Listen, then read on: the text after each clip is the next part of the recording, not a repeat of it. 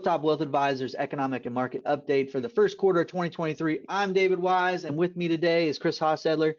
Thanks for hanging out with me today, Chris. Yeah, it's always good to hang out with you, Dave.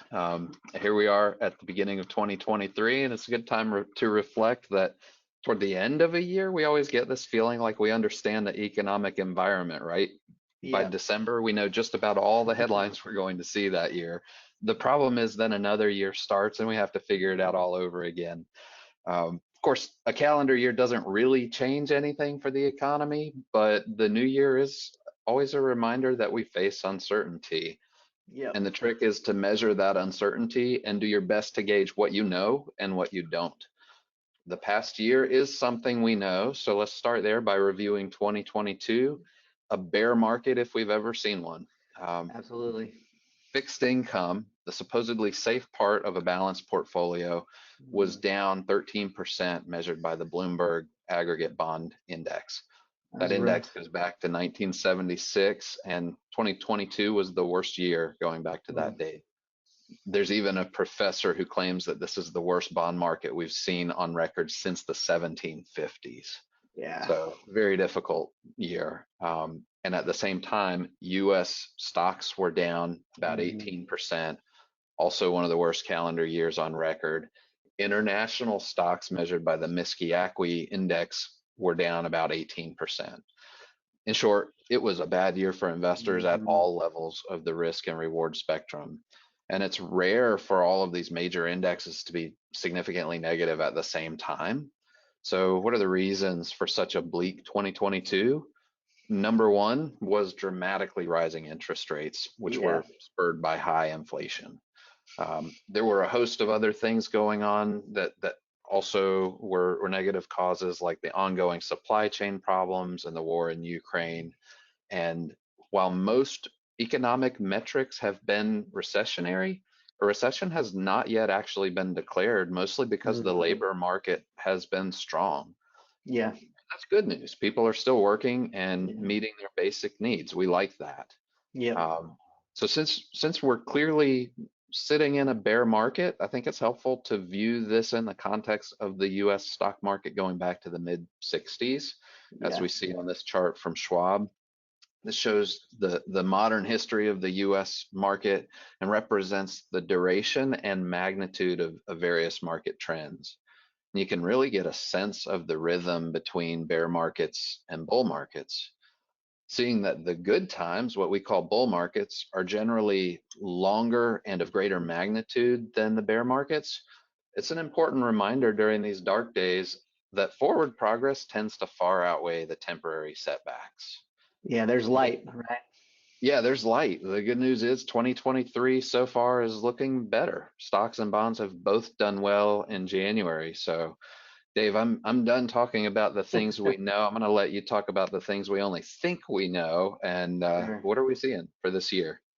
Yeah, in 2023, I think we're watching three key themes globally that will greatly impact the economy and markets. The first being lower inflation and the potential end of this higher rate hike cycle.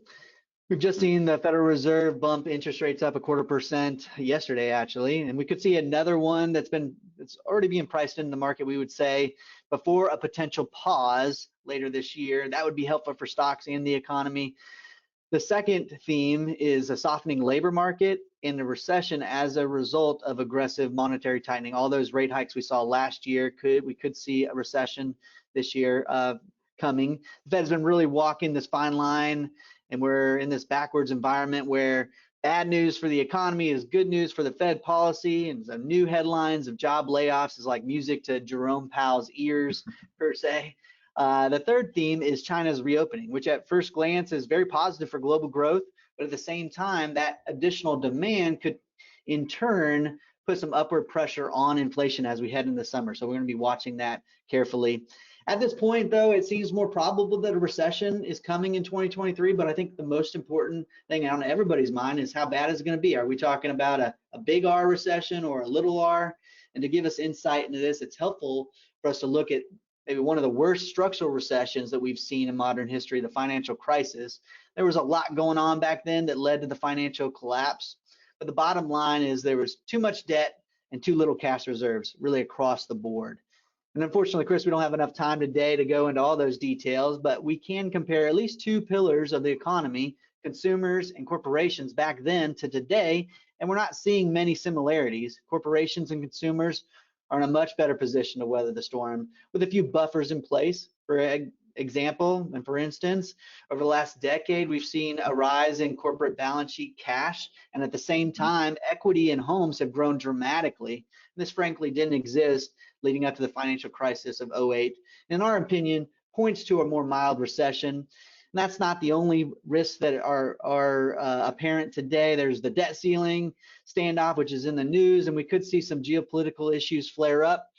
But all that being said, the markets are going to be hanging on every word of the Fed these next couple months. And with all the pessimism of recession heading into the year, we actually wouldn't be surprised to see some positive returns in both stocks and bonds before the year is out. So given all of this, Chris, how are we positioning the portfolio to take advantage of some of the opportunity we see and maybe limit some of the downside? Yeah, it's a great question, especially about limiting the downside, and that's a good reason to start with fixed income, which is providing income again. Last year was rough, but those rate hikes have put us in a position where we now have yields that are being paid to us in fixed income and cash and money market investments, really for the first time in a long while. So whereas last year we had allocated money to shorter term bonds to protect against upward interest rate movements that we expected, we are now starting to move into longer term bonds, extending our duration, which makes us more exposed to interest rate movements. We expect that to be helpful if we get to the end of this rate hiking cycle, and especially if the Fed starts to lower rates later in the year. Meanwhile, on the equity side, we're still holding overweights in US stocks and underweights in international stocks. And we're still using healthcare as our specialty sector investment because healthcare tends to hold up well leading into and during recessions. Now, our philosophy, the part written in permanent ink on the Hilltop whiteboard, is threefold. Number one is to remain diversified and for opportunities to rebalance. Number two is to expect the unexpected, know that there's going to be uncertainty and volatility. And number three is to focus on the long term. The market is forward looking, and we're going to make measured adjustments based on the things that we're more certain about, while keeping in mind that there are a lot of things that we can't know. So we have to stay disciplined.